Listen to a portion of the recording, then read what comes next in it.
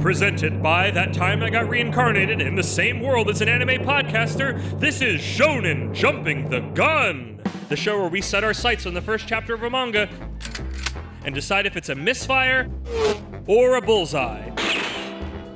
Let's see how many rounds are in this magazine.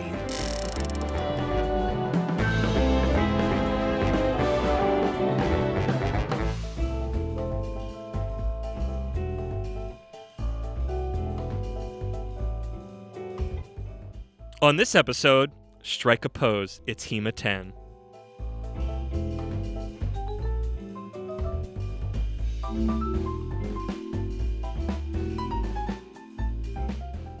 Welcome everybody to Shonen Jumping the Gun. I am your house cleaning host, Kermit the Grog, here with my fashionista friendo, Isekai Sensei-Sama Brad. Brad, how you doing? I'm wearing a new shirt today, as a matter of fact. The viewers can totally see that. I will confirm to the viewers, though, this is a new shirt. Brad has been going through a new fashion era. He truly is a fashionista. I've seen his wardrobe of t-shirts expand immensely. I went to the store one time. Yeah. That's how you know he's a fashionista. He knew what he wanted right from the get-go. He's rocking it. Hey everybody, Editor Brad here. Just wanted to jump in real quick and give you a couple small updates before we dive into this episode. Just want to let you know that Shonen Jumping the Gun is going to be moving release days. We're going to start releasing every week, not just 4 out of 6 weeks, as we've got a lot of episodes in the chamber, and we want to make sure that you guys get more timely content. So you can look forward to those dropping on Thursdays, starting after the next episode of Heroin Addiction. Also wanted to let you know that the flop pool on the Shonen Flop Discord has been discontinued. Kermit ran that for a while, and it was just too much stuff to keep track of and a little bit depressing in some ways. So, but you can still join us there for the discussion threads. And of course, you can always still join us on our Discord to talk about all of these fine manga. And with that, back to you, Kermit. And today we're talking about a newly dropped series, literally hours ago at time of recording. I read it again to write the summary, and now here we are. We are covering Hima-Ten, which dropped at time of recording, so you know when we're recording this, and the other set, July 7th, 2024. I wonder... We are as bleeding edge as we have ever been, I'm pretty sure. Do they have specific times when they go live? I believe they drop at 11 a.m. on a Sunday, is when the Shonen Jump stuff drops. Stuff from Jump Plus is kind of all over the place, because Astro Baby and I want to say Dog's Red drop on Fridays, but Chainsaw Man is on Tuesdays? That was a perfect time then, because I didn't get up till 10:30, so...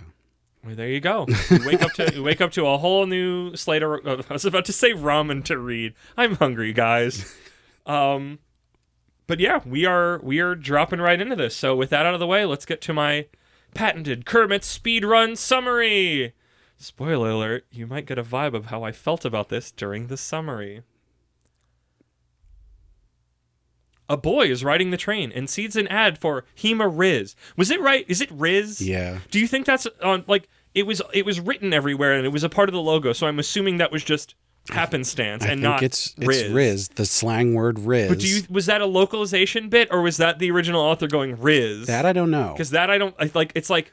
But the Japanese like to use English, so... But do they know about Riz? Do the Japanese know about Skibidi Toilet? I don't know about and that far. And all of the dead slang, because adults got to it and But killed it wouldn't surprise me if Riz is something that they're well aware of. Rizu. Karizuma. There you go. See that? If I guess it's based off that, they already know Karizuma. Ad for Hima-Riz. Hima-Rin, the owner, is a model and so cute, but also still in high school. Splash page with our characters that we meet. But we actually meet them, because sometimes there's a splash page with characters we don't meet, or they don't look like that. We meet our protagonist, Tenichi Imori, age 16. He has a part-time job as a house cleaner, which he loves doing and puts his all into. Currently, he cleans 2 houses a week. He is the main housework doer of his home life with his 2 younger twin siblings and his mom. His dad is seemingly absent/working. I wasn't super clear on that. It seemed like he used to be the guy who did housework, and then his job took him away, but they don't really get into it. Yeah, he seems to work either he got transferred someplace else in Japan or to another country. So not appearing in this chapter. It would make sense that he's in another country, because if he was just in another part of Japan, they probably would have moved with him. But if he has to go overseas for work, it's more likely that they would stay so they can or maybe he has to travel more readily for his new position. It seemed like it was a transfer. Yeah. But, okay. Yeah. Tenichi got a key for a new place he's cleaning tomorrow, and it's going to pay really well, which is good because it's eating up his last free day, but also he's saving to pay for college. He maintains the household here because it's what he likes to do, and no one else would do it up to his standards. I know that feeling. Sometimes it's like, why don't you ask for help? It's like, I'd seen your help. Also, he's probably got a problem. We'll probably get into that more. Cut to school, and he gets to be in the same class this year with his childhood gal pal Kanai, K-A-N-I-N-A-I. I think that's probably fine. That sounds right. Which he's excited about. But wait, from the top rope, it's the transfer student, and it's the girl from the ad at the start, Himari Yoshino. The class freaks out, especially the girls, and Tenichi freaks out internally over how cute she is. As the class rep, he is put in charge of Himari. Side note, his gal pal is the subclass rep. That's very useful. It's important to note here that the teacher was just like, yeah, you're going to be class rep. And so it just sort of happens. I'm like, I don't know how class rep works, the Japanese school stuff. I assumed this was somehow picked, even though this is the first day of school. So they did say a little bit later on, the teacher was the same teacher he had last year, and she made him work a bunch. She knows he's good for it. Yeah. And putting on and like, yeah, he'll say anything. He'll say yes to anything, right. Which we'll get into. Himari has a huge social media following, and all the girls in the class fawn over her until Tenichi returns to his desk. Tenichi and Himari have a teasing, flirty back and forth about names where she just kind of fucks with them. Then she says she doesn't need help anymore, despite her asking for help earlier, saying she'd rather get to know the girls first, but then ask for help during the day. Tenichi wonders about her probably perfect home life. Cut to later, and Tenichi vents to his friends about not liking big city vibes, and that Himari is like that on high blast. Tenichi and Kanai, his gal pal, chat, and we learn he has trouble saying no. The homeroom teacher burst boobily, like, fucking damn, she has some back problems, oh my gosh. And asks why Tenichi isn't looking after Himari, who was having an impromptu meet and greet in the lunchroom. It was terrifying. I looked back on the art. You always pick up on that stuff. I didn't notice it at all. They look like they would cause issues. They look like, ouch, my back. Maybe I just read too much stuff. Maybe I'm too much of a secret pervert, Brad. Well, no, I think since I read so much stuff with huge boobs all the time, it just doesn't register to me anymore. I guess I don't get it as much. I guess because in these things where like everything else is really chill, like all of a sudden it's like, oh, the author put in something he liked, and I'm like, you know what, author? Yeah, in this case, this is an adult woman, and she's not being too sexualized. Yeah, sure, I'm here for it, bud. But also, damn, her back must be aching. Tenichi goes to grab her, and the two take part in more "I'm fucking you with you," but also cute banter. Himari talks about liking being the center of attention and getting complimented for how cute she is, and that it makes her proud, like she has a job well done. Barf. This impresses Tenichi, but then he is grilled again about not saying no. But he responds that he likes it when people can count on him, and that all of his hard work will pay off someday. What? Why is that barf? And she's like, everybody thinks I'm cute, and that makes me proud that I'm doing my job cute. No, she was also talking about like her makeup line and all that stuff. Yeah, but it was rolled into that ball. Hi, I don't like Himari or whatever the frack her name is. I think you're reading too much into that. I've got very personal feelings coming to this. Himari responds that maybe it is already paying off because he's the first person she's ever been close with, but then turns and says they aren't actually friends. Like, what are we doing here? Tenichi forgot to eat, having to go grab Himari, and gets out his home-cooked meal, which Himari forces her way into eating some of despite already eating. Supposedly, all this feels like normal conversation to Tenichi, and is kind of bummed they probably won't talk after he doesn't need to watch over her anymore. Cut to later, and Tenichi is at the new house he's cleaning. It's in a big, fancy-looking high-rise. And no one could see this coming. Yeah, I know. It's like, But the inside is a pigsty. Dressed to clean, he readies to do his job, but what? Is Himari, what? Is this her house? What? She lives here alone, and that was her aunt that hired Tenichi to clean? Huh? She transferred just so she could live alone? Himari acts like all this is cringe social death and says, aren't cleaners normally women? Barf, barf, barf, die, barf. Hi. It's such an overreaction. I really did not like this. Really? I really did not like this woman. This felt like a blast from too far in the past of gender roles, and I got really pissy. Whoa. I mean, some men just like being bullied. I don't know what it is. that's true. I don't. I mean, that's a whole genre. If it was just teasing, hi, it's Kermit. I'm continuing to out myself as a complete rotten core human. I didn't feel like it was bullying. He's definitely he's acting like it's cute banter, but the way it reads to me, it just sounds like he's just a simpleton and she's fucking with him. I mean, but he's just like, she's so cute though. There's definitely so cute though. It's very Eminem. There's definitely a bit of that like overbearing, force your way in kind of stuff going on, but I didn't feel like it was bullying.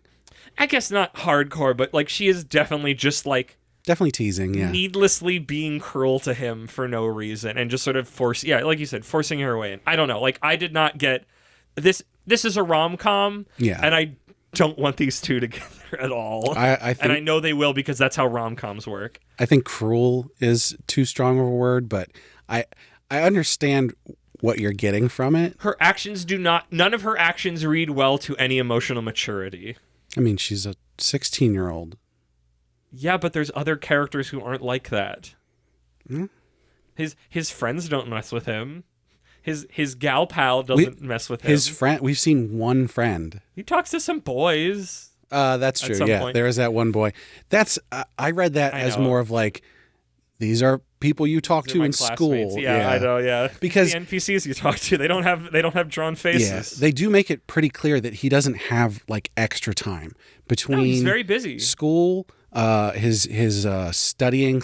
I think did they mention cram school? They say cram school. And then doing the house cleaning and also the household work for his own home, for like his mother and he doesn't siblings. Have time for outside stuff outside of school. Like that is a good setup for a romance of like, does he make time for love? But the problem is like, I don't want him to make time for this love. It just seems, I don't know. I didn't like her at all. She rankled me.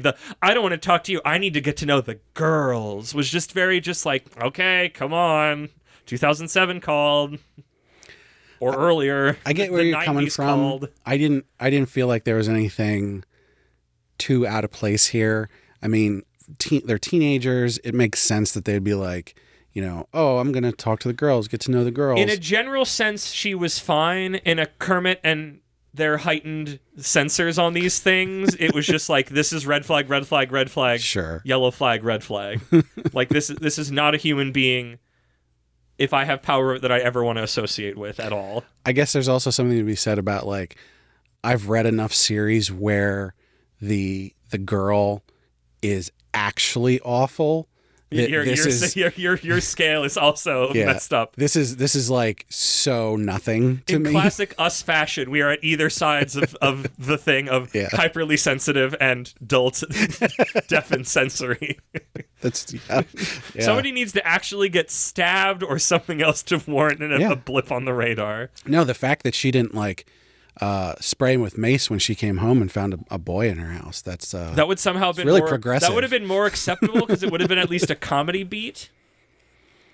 I didn't get a ton of comedy from this. No, it's definitely there are bits and pieces in there, but like overall, this is like a purely slice of life thing, which generally slice of life series have comedic bits. I would say this is more. It is definitely slice of life.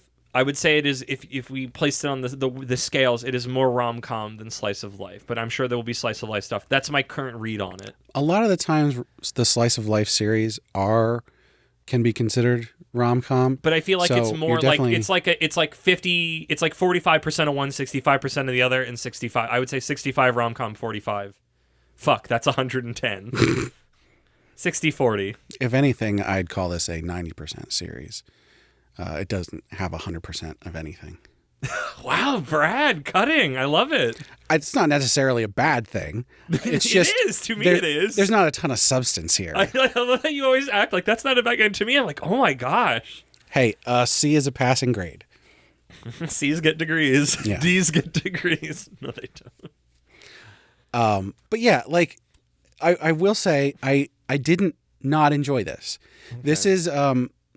The one thing was, I was really surprised that this is in Shonen Jump. Yeah, that was the thing when it started, and I was just like, what is going on? Yeah. Like, he has a job, he's not shonen-y, like, it's just like, I mean, it's fine. Like, I liked the intro of him cleaning the house and him describing his things. Like, I like, even though he's got a protag-coon look, I genuinely do enjoy our protagonist. Maybe it's also because I have a problem, or had a problem saying no to things for a long time, so I feel some kinship. But even, like, I like that he's a go-getter and he's not just a layabout, because so many of these MC sons are layabouts. Yeah, no. And that's why I was instantly endeared to him, because he's pushing himself, and I enjoy that as someone who does that. I was reading it and thinking, like, this is so similar to so many other things that I've read that I enjoy. Yeah. And I will say that I just overall, I enjoyed this. Not necessarily like, oh, this is the best thing ever, but like I had a decent time reading it. But like the fact that it's so like other things that I've read, and none of them have been in Shonen Jump. No, I think there's one romance in Shonen Jump, which I think is Blue, not Lock. Blue Lock is soccer. No. Yeah. It's Blue something. I don't know. We don't read it. Blue Box? Blue Box. Maybe. Blue Lock is soccer. Blue Box is, I don't... I like that my brain's telling me badminton, but I don't think it's badminton. But it's a sports romance, but it's more romancy than sportsy in the way that this is more rom-com-y than slice of life-y. And that's... From chapter 1. But also, I've read none of that other series, so I can't speak to it. I just know people talking about it and saying it's a romance. Just thinking about all the things that are successful in Shonen Jump. It's not... Well, I mean, that one's alive still somehow, Yeah. So, I mean, I don't know what other else is going on for the appetite for it. That's the thing. I was like, I saw this. I was like, huh, this is, I can't believe this is in Shonen Jump. I can't believe that this passed the editorial board that was like, let's put this in this magazine that's aimed at teenage boys. They haven't tried a romance in a while. They're throwing, hey, sports don't work. That's true. Sports don't work. So maybe this is the new attempt to going like, this other thing's kind of live. We haven't done this in a while. Yeah. Here's a cute girl that likes you. Yeah. I guess. Eyebrows, confused. So where do you think, you're the knower of this more than I am, where does this go? So they're going to spend a lot of time just sort of existing in this awkward space of he's doing this cleaning. How long does it take him to clean the house? Because the first clean is going to be the worst clean because there's a lot of buildup. Well, since he's a professional at this point, he's going to have an uncanny ability to get stuff clean in a short amount of time. So it might take 2 visits, but I can't imagine it taking more than that. I am sure, because it's a metaphor, that I'm sure that like we're gonna learn she has trauma. She's living on her own because there's something wrong with living with a family. Let me gesture broadly to Double House and the other protagonist, who's, I don't know anybody's name anymore. From the rich family. Correct. And it's like, oh, I've seen this. I genuinely like that, but I also just, and I'm sure it's just like, and the fact that it's her aunt, and it's who is her aunt, guardian, who's her guardian, but also her aunt does not live in that house. Yeah, she's just the quote unquote owner of it, but she doesn't live there. Yeah, so we're gonna get a lot of back and forth there. It's gonna be, I'm shitty because I have a shitty upbringing, which in some cases I'm fine with, but in here where it's just like, I didn't like her behavior, and I can think about that in my head and know that, and it doesn't change how I feel. Also, she's not a real human, so I don't have to be sympathetic. There's definitely going to be a thing with the childhood friend that's going to be like, oh, is he going to go to her because they're going to get closer too, and she's going to like him, and it's going to be which way is he going to go because this girl is pretty and she needs him, but this childhood friend is like a really good person and like kind to him and knows him and they're on good terms and is also cute. And so that back and forth will probably go on for a long time. When is the third girl inserted? So... how long until we have Catherine, and Catherine with a Q that they put into the remake? It's possible that there won't be a third. It is possible. I feel like if it goes long enough, you put the third in. Maybe, yeah. If it's too settled. You're Betty, you're Veronica, and Jughead. I didn't get harem vibes from this. No, it's more of the, it's not harem and more, I mean, like, that's why I referenced the video game Catherine, which is about a relationship, and there's the, what is it, Catherine with a C is his, like, girlfriend, who's more, I forget how it goes, grounded, and then Catherine with a K is, like, the sexy one, but she's also kind of messed up and not emotionally like stable. And then the remake added Catherine with like a Q or some shit. And I didn't get far enough in the remake to meet her, but she looked like some freaking anime. Catherine. A croissant. But yeah, so, I mean, and obviously at some point, if it goes long enough or if it gets canceled, they'll get together. Maybe, it'll be who like, knows? we're going to do You have this to buy the final volume because, to see who he picks, because F you. Because they can get married and she can have her business and it can be successful and he can stay home and take care of things. He's the house husband. Yeah. That was the weirdness where I'm just like, oh, it's a dude and we're chill about he can just do this and it's fine and nobody's making a big deal about it. And oh, his dad did this too. Okay, rad, okay. And then we got our freaking femming character just being like, I'm going to talk to the girls. You're a stinky boy, which admittedly is the thing I've probably said on this podcast. But like, there were bits of that.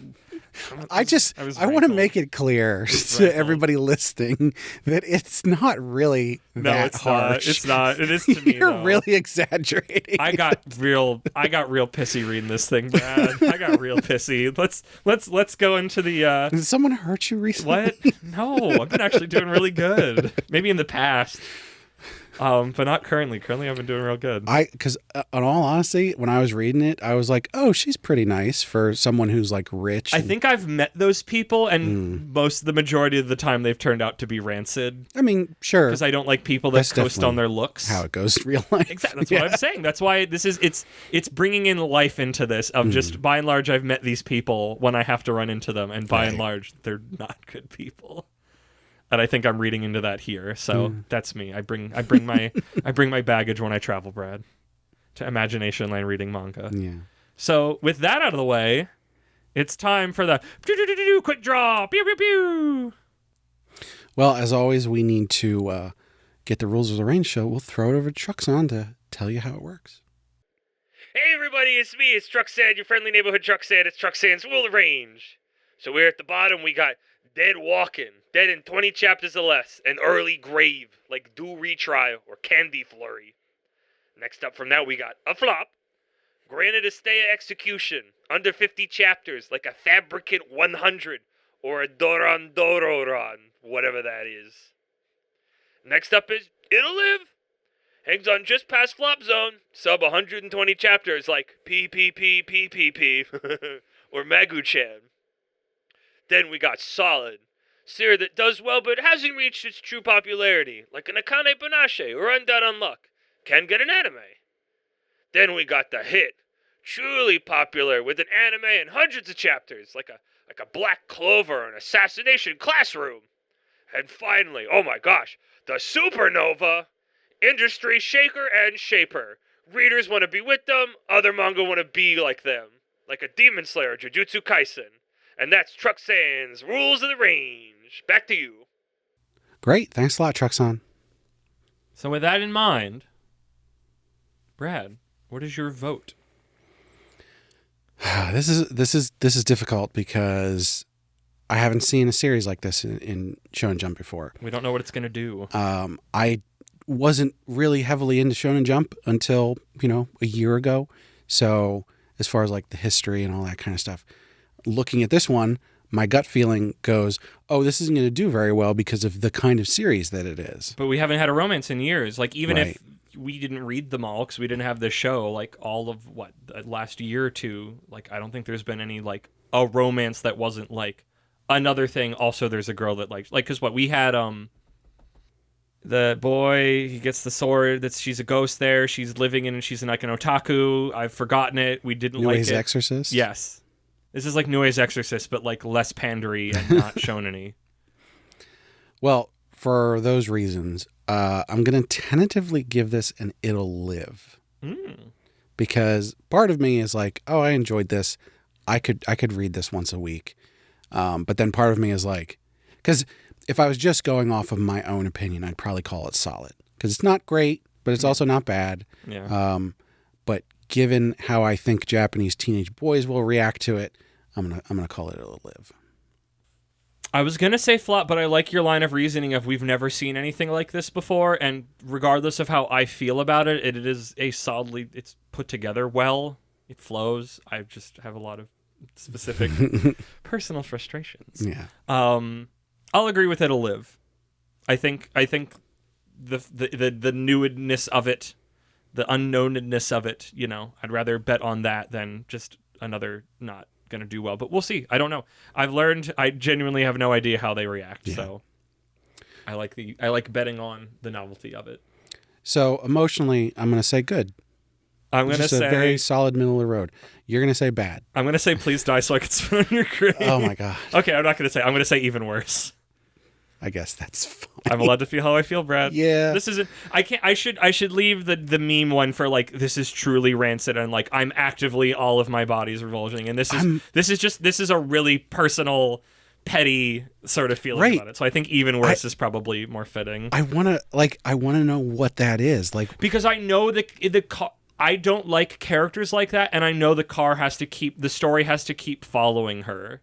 And I don't like that. I don't like that these two are going to get together. Like, the fact that he's like, it just feels normal talking to this girl. It's like, you have known her for less than 24 hours, and she's fucked with you the entire time. This is not a normal conversation. And then she's just like, I've opened up to you more than anybody else. And it's just like, like I said, just like a number of emotional red flags all around going, nope, I don't want these two together. And the series does not seem to be fully noticing how much danger we're all in. That's the thing. I feel like you're overreading a lot of stuff. Correct. And I'm wondering what that is. Do you understand why I like the dull thunk of shonen?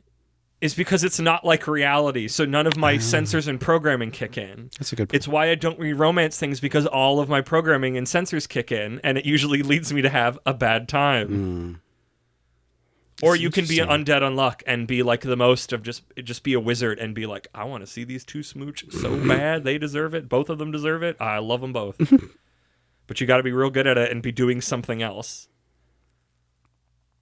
Interesting. But yeah, no, just most romances, I've got too much brain things, Brad. I can't do it. Yeah.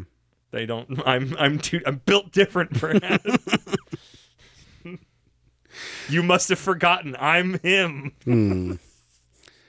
Well, that's why I was like, oh, maybe you'll like this because there's a cute girl who's going to pay attention to you because that usually instantly puts me on guard. She has no reason to. That instantly makes me suspicious. So you're not going to buy the Tankobon? No, I'm not even going to read chapter 2. I've been going on a Shonen Jump diet. A bunch of stuff I just needed to get out of it. I just needed to shake it off. So a number of series that have clung to my coat like little pricker bush bits have been shaken asunder, and I am free from things that are like, yeah, this is fun. I could keep reading this. So this is 100% not making the cut. Well, I'm going to keep reading it. Please do. I don't think I would buy the Tankobon. Okay. At least not off of chapter 1. I like that. I respect it. There would need to be something here that I haven't seen before that pushes it over the edge for me to go, yeah, I'll spend my money on this. Him being a house husband is not enough novelty? No. Okay. No, I mean, The Way of the House Husband is like an amazing series. Oh, yeah, I've wanted to read that. I would definitely buy the Tankobon of, and like, yeah, so that's been done before. Now, I don't know that I've specifically seen it with a teenage boy, but like, hey, you got to start somewhere. Yeah, that's not a new and interesting thing. So it's going to be sort of them coming from different realities that's going to like clash in an interesting way. That'll be the thing that motivates this series. And from the first chapter, we don't know if that is going to happen. So. Correct. So you said it needs the thing, though. It's like, I mean, it's not in Jump proper, but like at least on the app, and I guess it's in Jump Plus, it's like I've already got Beat in Motion, which is already a much more interesting boy and girl figuring stuff out, but also artistry thing. I haven't read that one. I've got Dawn to Dawn, which is one of my favorite teen relationships in a manga that I've read, and also a bunch of like. But Dawn to Dawn's insane, not a rom-com or slice but it is of though. life. It is a rom. It is a supernatural sci-fi rom-com. Okay. You got to read it. Well, hey, we have to cover it because the anime's coming out, and that's what I do to get Brad to watch the anime. Is we read the first chapter or something to prep him. So, yeah. Because I'm known for not wanting to consume new things. You say you that. have to talk me into it. You say that, but when usually it's to get you to start a new series that is long. You don't like doing it. Well, so that's why I get you over a barrel of recording, and the responsibility of it is what gets you to read it. So you jest, but also you truth. But then when we start watching the anime, I don't read the manga. Oh yeah, you don't have to keep going, and we watch the anime then. But I know to get the ball rolling. It helps to do that. So. With that, everybody, that has been Hima-Ten, not Hima. Should have called it Hima-Riz. That should have it localized, even though that's awful and I hate it. Thank you again for listening, Brad. Hit me with them plugs. Well, as always, we want to thank Sugoi Mart for partnering with us. Sugoi Mart's a retailer of Japanese snacks, drinks, toys, and merch, and they've got a lot of cool stuff you can't get outside of Japan. Our listeners can check the link in the description or use code APR15 at checkout to get 15% off their first order. And of course, we want to know what you think, so hit us up on social media, which you can find all the links for on our website, animepodcasterreincarnation.com, where you can also find episode posts, and you can leave the comments there or find other posts and reviews. And of course, we've got a Discord, so come join us there and chat, and check out our Patreon. Our supporters get perks like getting to vote on which series we cover on heroin addiction, as well as getting the high-quality stereo version of the podcast early, and bonus episodes.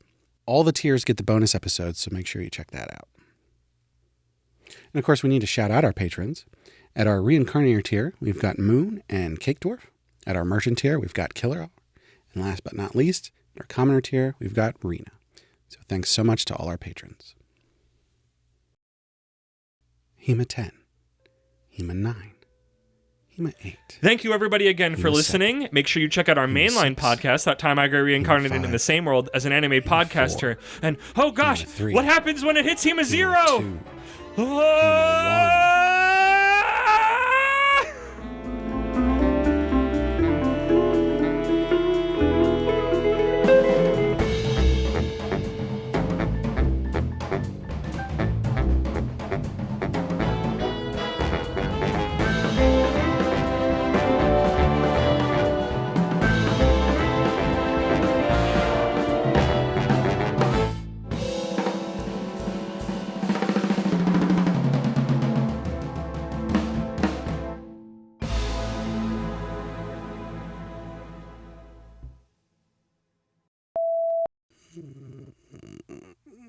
Can you not? I'm going to try to do another run.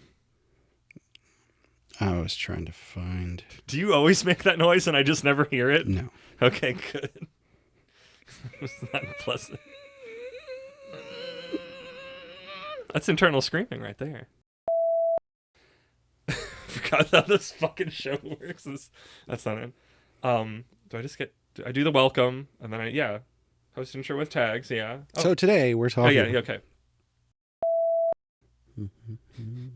Barf, barf, barf, die, barf, barf. You're really, upset about this. I'm spicy. Can you read it from here? No. Okay, I had a feeling. I'm an old man. My eyes don't work like you have that. Glasses. You're augmented. You're like practically a mecha. I probably should get new glasses. Are they close or far away glasses? It's not information. What do you mean, Brad? I guess you just wear them all the time. Yeah, all the time. It doesn't really matter. Oh, I was going to say, do you need them to read? But if you wear them all the time, there's no moment you're not wearing them, so... Eggman meme. I've got an announcement to make. Floppool is dead. You pissed on my wife. What? Have you never seen any clips from, I think it's like Snapcube's live fan dub of Sonic Adventure? Mm-mm. You've never seen any of those clips making their way around? There's a part where Robotnik's doing a message to everybody. He's like, I've got an announcement to make. Sonic is a bitch, Shadow's a bitch-ass motherfucker, and he pissed on my wife. And then he talks about blowing up the moon. But they're live dubbing the cutscenes from the game. So it's just a lot of improv nonsense, but like it's kind of classic immortalized internet now. And then you.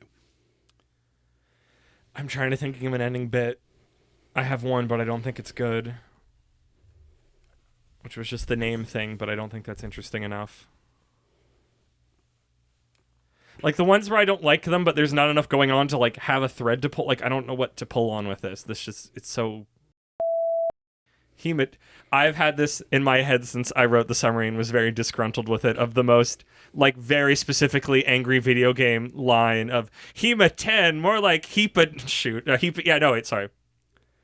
I gotta get my proper angry video game nerd voice. Ugh! Hima-Ten, more like heaping ton of dog shit. Barf! More like he's a simp. He hasn't simped yet. He has not simped yet. You are correct. I did the fucking Jim Henson ending of, do you not have an ending punchline? Just make something explode. Either something explodes or somebody is shot is like a continuing like ending punchline. If we don't know how to end the scene, something will just explode or somebody will get eaten. And that's what that felt like. So